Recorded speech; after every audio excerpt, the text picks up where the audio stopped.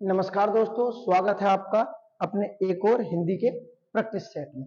ये हमारा 23वां Hindi practice set है। अगर आपने पिछले हिंदी प्रैक्टिस सेट नहीं लगाया, एक बार पिछले हिंदी के प्रैक्टिस सेट लगाओ। दूसरी तरफ हमारा लूसेंट में आधुनिक भारत कंप्लीट हो चुका है। लूसेंट में फुल डिटेल के साथ पढ़ाया जा रहा है। सही है, अब शुरू कर लेते हैं अपना पहला क्वेश्चन जो हमारा दिया गया है।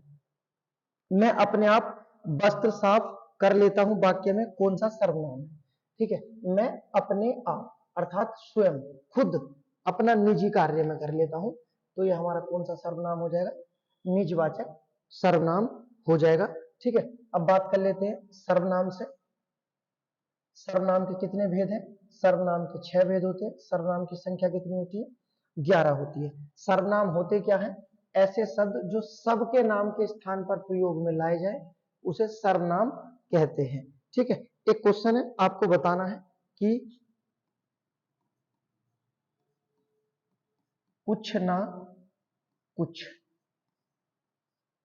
कुछ ना कुछ और कोई ना कोई, कुछ ना कुछ और कोई ना कोई में कौन सा सर्वनाम होगा? ठीक है, ये हमारा गिव अवे। अगर आपने इसका सही आंसर बताया, आप अपना कमेंट में सही आंसर बताना और 100 रुपए गूगल पे या आपका फोन पे जो भी होगा, आपसे आपका नाम नहीं पूछा जाएगा, आप अपना नंबर डाल देना, उसमें 100 रुपए आपके भेज दिए जाएंगे। ठीक है, ये अपना जो लूसेंट की क्लास है उसमें भी ये प्रक्रिया चलाई गई है। सही है, ये आपकी क्लास के लिए। अब देख लेते हैं अगला जो हमारा क्वेश्चन दिया गया है। नेक्स्ट कंडीशन ये है कि पूरी वीडियो देखी जानी चाहिए, उसमें अर्थात जो लाल पट्टी आती है वो पूरी आनी चाहिए। वीडियो पूरी देखी जाएगी तभी ये जो पैसे हैं दिए जाएंगे। शुरू कर लेते हैं दूसरा क्वेश्चन जो हमारा दिया गया है। आपने बुलाया होता तो हम अवश्य आते। आपने बुलाया होता तो हम अवश्य आते। अर्थ के आधार पर कौन सा वाक्य भेद है? अर्थ के आधार पर जो वाक्य भेद पूछा है, आप बुलाते तो हम अवश्य आते में कौन सा है? आपको एक चीज याद रखनी है, जब एक वाक्य दूसरे वाक्य की संभावना पर निर्भर हो, एक वाक्य दूसरे वाक्य की संभावना पर निर्भर हो, तो चीजों को याद रखना, वहां पर संकेत वाक्य होता है। ठीक है, कौन सा होता है? संकेतवाचक वाक्य होता है। दोनों आपको याद रखने। उसके बाद नेक्स्ट क्वेश्चन जो हमारा दिया गया है, तीसरा क्वेश्चन देखते हैं। पदबंध से क्वेश्चन है, बहुत अच्छा क्वेश्चन है। निम्नलिखित में से कौन सा पदबंध का भेद नहीं है? अब देखो, मैंने आपसे कई बार बताया है कि पदबंध से क्वेश्चन आते हैं, ये पदबंध से क्वेश्चन आ गया। पदबंध का भेद नहीं है, क्योंकि ऐसे ही क्वेश्चन आते हैं प्रैक्टिस सेट में। ठीक है, पदबंध, अव्यय, प्रत्यय सब आते रहते हैं। पदबंध से क्वेश्चन है, बताओ पदबंध के भेद नहीं है, कौन सा पदबंध का भेद नहीं है? पदबंध के बारे में याद रखना कि पदबंध के कितने भेद होते हैं? पदबंध के 5 भेद होते हैं। कौन कौन से होते हैं? पहला होता है यहाँ पे जो दिया गया है, संज्ञा पदबंध।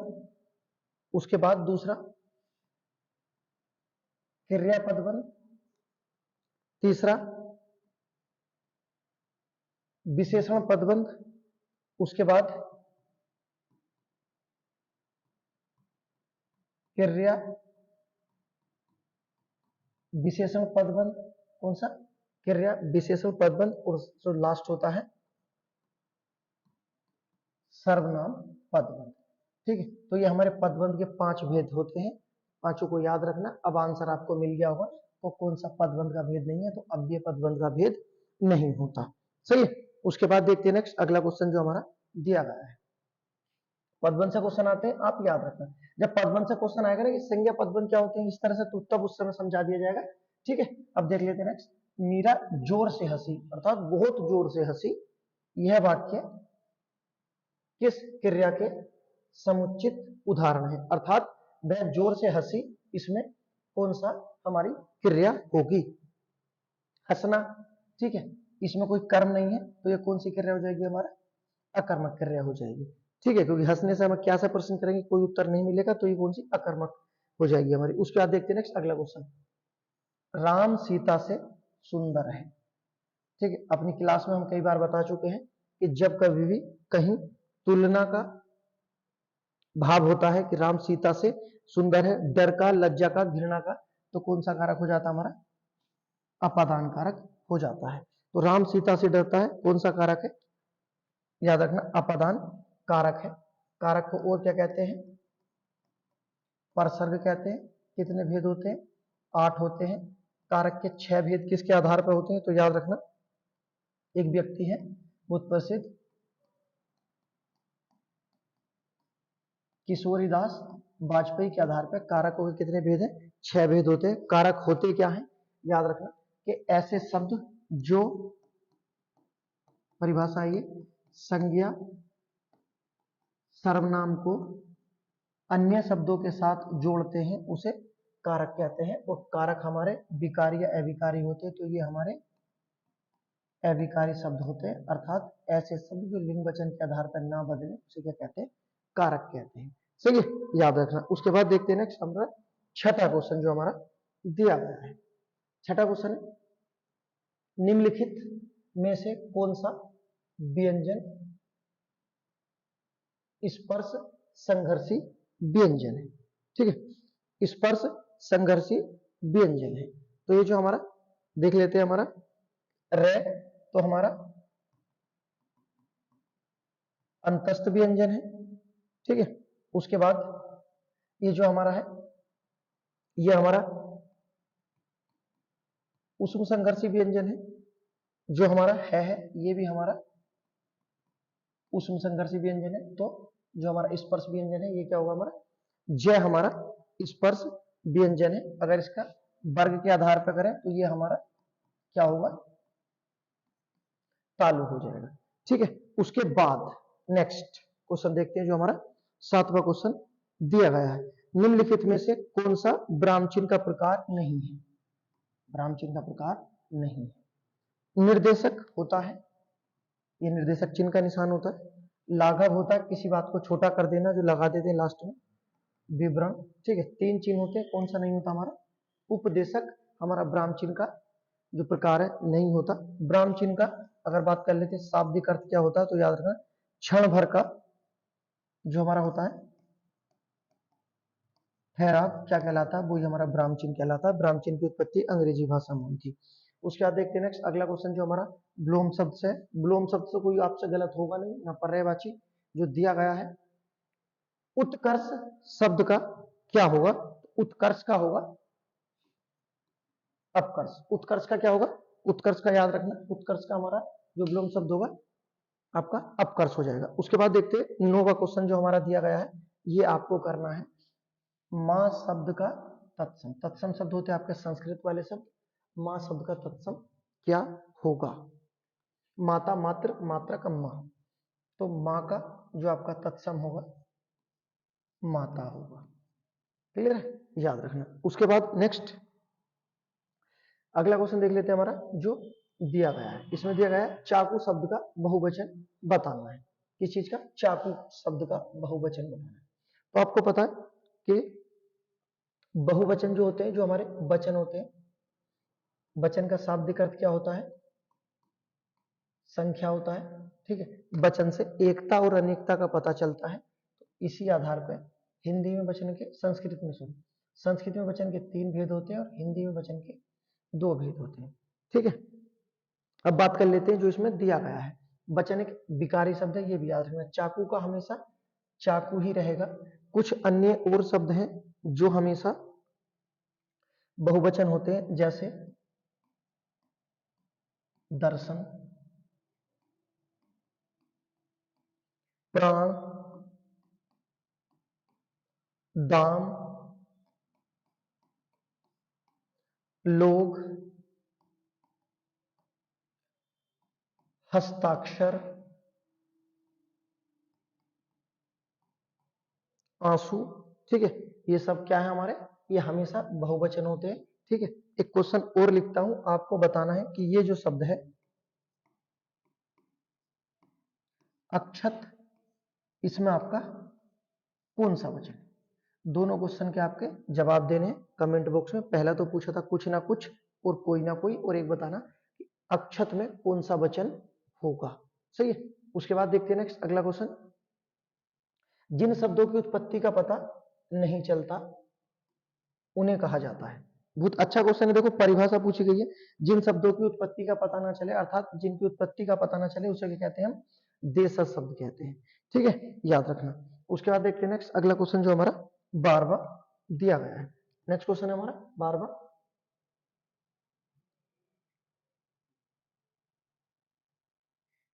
12वां क्वेश्चन देखते हैं अपना जो दिया गया है। आचार्यों ने कहा कि अहिंसा ही परम धर्म है, संरचना के आधार पर वाक्य का भेद बताओ। अर्थात ये हमारा रचना के आधार पर वाक्य भेद पूछा गया है। रचना के आधार पर वाक्य भेद कितने होते हैं? तो रचना के आधार पर वाक्य भेद हमारे 3 होते हैं। कौन कौन से जो दे रखे? सरल, संयुक्त और मिश्र। ये रचना के आधार पर हमारे 3 वाक्य होते हैं। आपको याद रखना है, पूछा जाता है रचना के आधार पर कितने वाक्य भेद होते हैं? 3 होते हैं। उसके बाद जो दिया गया ये जो हमारे संयुक्त वाक्य होते हैं, ये 2 उपवाक्य होते हैं और दोनों उपवाक्य स्वतंत्र होते हैं। संयुक्त वाक्य में 2 उपवाक्य होते हैं, दोनों क्या होते हैं? स्वतंत्र होते हैं। जबकि मिश्र वाक्य में उपवाक्य तो 2 होते हैं, इसमें से एक उपवाक्य क्या होता है आपका? आश्रित होता है और दूसरा उपवाक्य प्रधान होता है। ये पहचान है, आपको याद रखना है। इनकी परिभाषा पूछी जाती है। ठीक है, कि किसमें दोनों उपवाक्य स्वतंत्र होते हैं, कहना संयुक्त वाक्य में। किसमें एक वाक्य प्रधान और एक आश्रित होता है, कहना मिश्र वाक्य। ठीक है, जबकि सरल वाक्य की क्या परिभाषा होती है आपकी? इसमें कर्ता कितने भी कर लो, लेकिन क्रिया सिर्फ एक होगी। ठीक है, जिसमें कर्ता अनेक क्रिया एक हो। कौन से वाक्य की परिभाषा है? सरल की। 2 उपवाक्य दोनों स्वतंत्र, कहना संयुक्त वाक्य। ठीक है, और मिश्रित, आश्रित और प्रधान होते हैं। लेकिन इसमें जो हमारा दिया गया है, हमारा आचार्य ने कहा कि वह उसे किसमें आते हैं आपके? सब मिश्र वाक्य में। ये हमारा आंसर हो जाएगा। उसके बाद देखते हैं नेक्स्ट हमारा 13वां क्वेश्चन जो दिया गया है। 13वां क्वेश्चन है हमारा अमित और अमित का सही अर्थ बताना है। बिल्कुल आसान।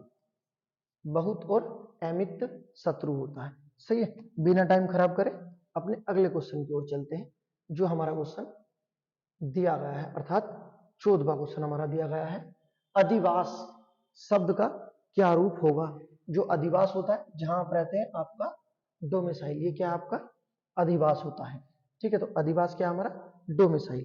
उसके बाद देखते हैं नेक्स्ट, आत्मा शब्द का अनेकार्थी शब्द नहीं है। अनेकार्थी शब्द है, पर्यायवाची से अलग होते हैं। ठीक है, आत्मा शब्द का अनेकार्थी शब्द क्या नहीं होता? तो याद रखना, आत्मा शब्द का अनेकार्थी शब्द, आप सोचो, आपने जो सोचा होगा इसका चक्र नहीं होता। उसके बाद करते हैं अपना 16वां क्वेश्चन। मार्गदर्शक परक आदेश का समानार्थी शब्द क्या होगा? मार्गदर्शक परक आदेश का समानार्थी शब्द क्या होगा? तो याद रखना, ये होगा हमारा आपका निर्देश। सही है। उसके बाद देखते हैं नेक्स्ट, मित्र के बारे में दिया गया है। अर्थात परम मित्र, फ्रेंड का पर्यायवाची पूछा है। मित्र का पर्यायवाची अच्छा नहीं है। तो मित्र के पर्यायवाची और भी बहुत होते हैं। जैसे मित्र को तो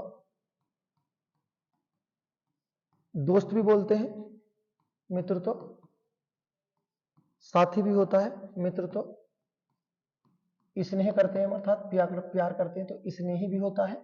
ये भी याद रखना। उसके बाद हमारा सखा भी होता है, हमारा स्वजन भी होता है। ये सब किसके पर्यायवाची है? हमारा और सहचर भी होता है। ठीक है, उससे अलग जो होगा हमारा मित्र, हमारा संगी भी होता है, मित्र हमारा मीत भी होता है, मित्र हमारा सपक्ष भी होता है। होता क्या नहीं है? मघ नहीं होता मित्र हमारा। बाकी ये सब जो लिखे हैं किसके पर्यायवाची है?